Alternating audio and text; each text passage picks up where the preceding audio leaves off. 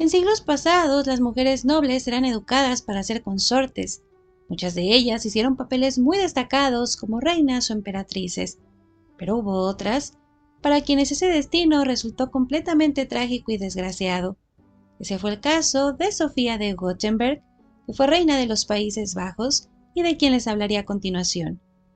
Sofía nació el 17 de junio de 1818. Fue hija del rey Guillermo I de Gothenburg y Catalina Pavlovna de Rusia. Por parte de madre, Sofía era sobrina de los zares Alejandro I y Nicolás I de Rusia. También era descendiente de la emperatriz Catalina II, mejor conocida como la Grande. Así que su ascendencia era bastante impecable. Pero hablemos del matrimonio de sus padres, que fue todo un suceso. Ambos eran de la realeza, pero sus circunstancias al conocerse eran bastante peculiares, verán. La madre de Sofía, Catalina, era viuda cuando conoció a Guillermo en la corte real inglesa. Ambos se enamoraron a primera vista, pero Guillermo estaba infelizmente casado, así que tuvo que hacer de todo para conseguir su divorcio. Pero eso no solucionó los problemas, porque resulta que Catalina era católica, así que Guillermo tuvo que conseguir la anulación de su matrimonio directamente del Papa, lo que le tomó más de un año. Además, también tuvo que negociar con la familia de ella hasta que finalmente pudieron casarse. La pareja fue muy feliz al inicio y estaba muy enamorada, pero en cuestión de meses, Guillermo había retomado sus amoríos con otras mujeres. Fue discreto hasta cierto punto. En los meses que siguieron al nacimiento de Sofía, su madre sospechaba cada vez más de su padre, y finalmente lo descubrió con su amante, una baronesa italiana. Furiosa, Catalina se marchó de la casa en donde los encontró en medio del invierno sin abrigo adecuado. Poco después se enfermó y terminó muerta. Guillermo intentó ocultar la causa de muerte y el amorío, especialmente porque Catalina era la hermana favorita del entonces zar ruso Alejandro I, así que obviamente temía las consecuencias.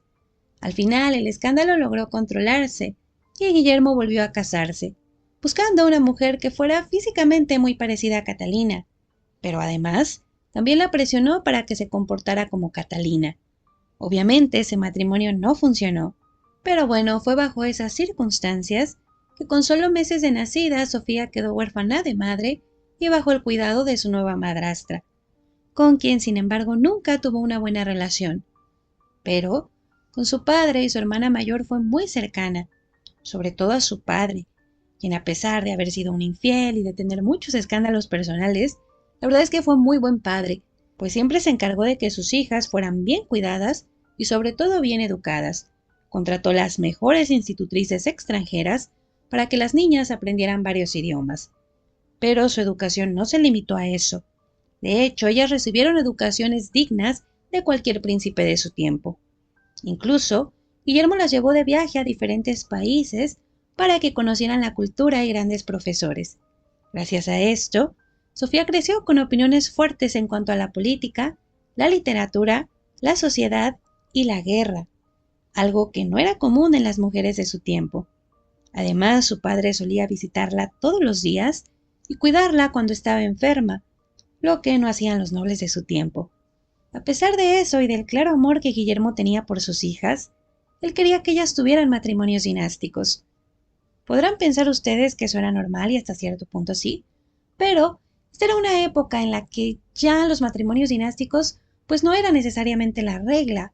Ya a las familias les estaban dando a las hijas el beneficio de poder negarse a algunos enlaces o incluso de poder buscar a sus parejas, ¿no? Siempre y cuando fueran nobles en la mayoría de los casos. Pero Guillermo seguía inclinándose por lo tradicional y por eso es que decidió arreglar el matrimonio de sus hijas. En el caso de Sofía, ella fue muy pretendida por varios nobles, incluyendo monarcas como el rey Otón I de Grecia. Pero el padre de Sofía de inmediato se inclinó por Guillermo, que era heredero al trono de los Países Bajos. Él además era primo hermano materno de Sofía, y era solo un año mayor que ella. Pero Sofía, por su parte, no estaba interesada en Guillermo. De hecho, ella tuvo un interés sentimental en Wilhelm, que era duque de Brunswick. Él era casi 9 años mayor que ella, y aunque era de buen rango y pudo haber sido un candidato para su mano, pues el detalle está en que él nunca mostró interés ni en ella ni en nadie, y de hecho nunca se casó. Así que Sofía, por amor a su padre, terminó aceptando casarse con Guillermo. La pareja había coincidido en varias ocasiones, pero no tenía ningún tipo de buena relación, así que el enlace era 100% político. Aunque no todos estaban felices. La madre de Guillermo, Ana Pavlovna, que por cierto era tía materna de Sofía, estaba furiosa con el compromiso. Ana decía que era porque eran familiares demasiado cercanos, les digo que eran primos hermanos, pero curiosamente ella apoyó otros matrimonios entre primos hermanos y más bien todo parece indicar que Ana despreciaba a Sofía porque no se había llevado bien con la madre de Sofía. Pero bueno, sea cual fuese el motivo, el compromiso siguió adelante y finalmente la pareja se casó el 18 de junio de 1839. Sofía tenía 21 años y él tenía 22. Sofía se mudó de inmediato a su nuevo país para comenzar a prepararse porque estaba claro que ella sería la futura reina. Pero su llegada a la corte no fue fácil, pues aunque su suegro la apreciaba, su suegra tía, Ana Pavlovna, la odiaba y le hizo la vida imposible. Sofía tampoco la soportaba y terminó alejándose de la corte escudándose en enfermedades. Además, el matrimonio entre ella y Guillermo fue un desastre. Por una parte, él siempre se ponía del lado de su madre, permitiendo que humillara a Sofía. Él también tuvo un montón de amantes, respecto a lo cual fue cero discreto. Encima, nunca congeniaron, tenían intereses completamente diferentes. Y por si todo eso fuera poco, lo ayudó a que Sofía fuera percibida en la corte y entre el pueblo como intelectualmente muy superior a Guillermo.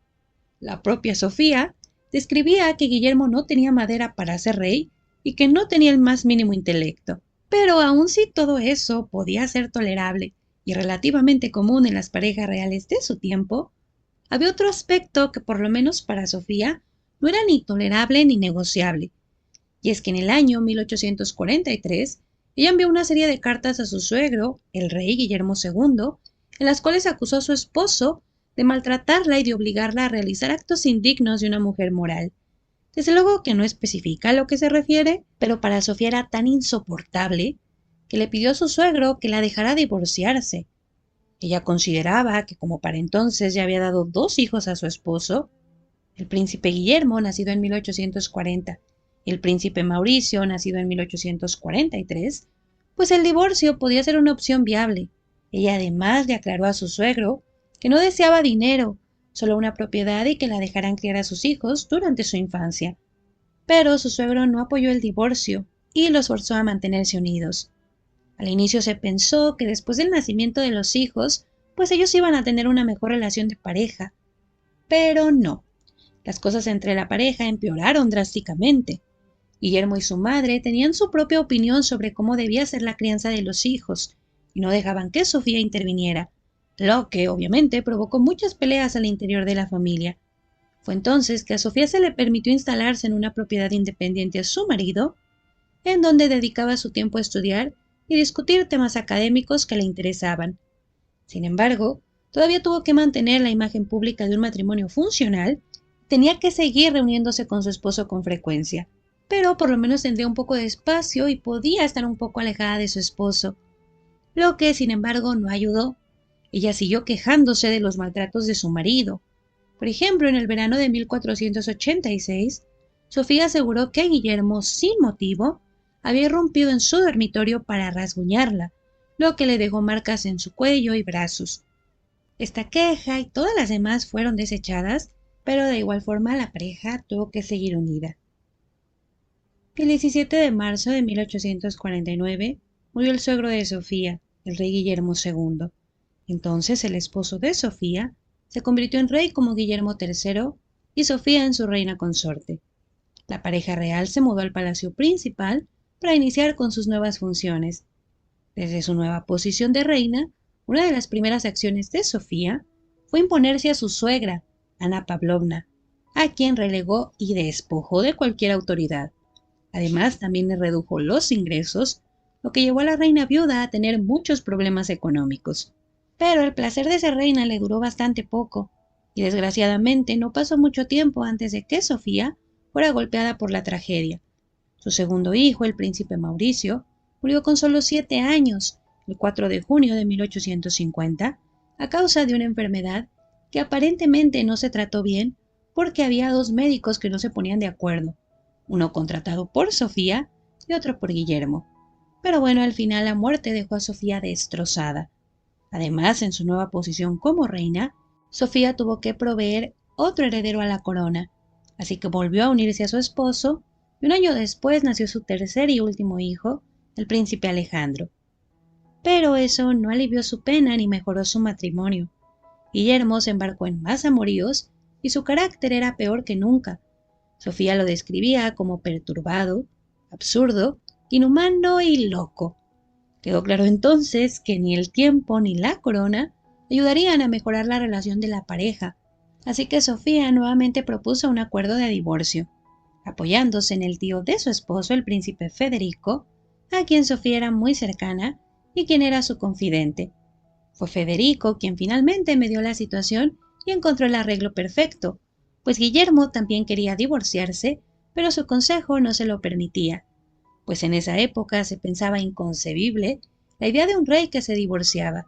Así que al final lo que se hizo fue un acuerdo de separación que se mantuvo en secreto, el cual se firmó el 25 de diciembre de 1855, en el cual Guillermo recibió la custodia de su hijo mayor y heredero, pero Sofía tenía permiso de visitas bastante regulares.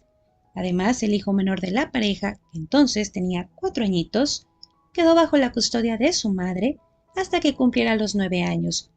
Se organizó que Sofía podía usar las propiedades reales y que ella y Guillermo tendrían que elegir fechas diferentes para no coincidir. Se les prohibió acusarse o insultarse y tampoco podían declarar algo malo el uno contra el otro.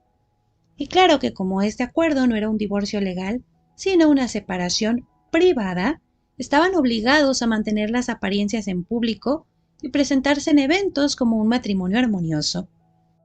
Desde luego que no es un acuerdo perfecto ni era lo ideal para una separación, pero si lo ponemos en el contexto de su tiempo, la verdad es que a Sofía le fue bastante bien, porque en esa época las pocas mujeres que estaban logrando separarse, mujeres de la nobleza, pues generalmente perdían todo, la custodia de los hijos, en la parte económica, las propiedades, el título, y pues la verdad es que Sofía conservó todo, al mismo tiempo que conseguía separarse físicamente de su esposo.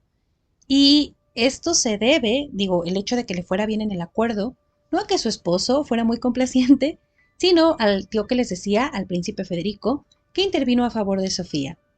Ahora, el acuerdo, pues claro que hizo la relación mucho más sobrellevable, principalmente porque convivían muy poco, ya que además en su posición como reina, pues Sofía pudo viajar mucho a otras cortes, incluyendo la francesa, visitas a su padre, a su hermana, a quienes siempre fue muy unida. Como resultado de sus amoríos, Guillermo tuvo varios hijos ilegítimos, que no reconoció abiertamente, pero que tampoco negó. Por su parte, Sofía ni en sus memorias ni en sus cartas acepta haber tenido alguna otra relación.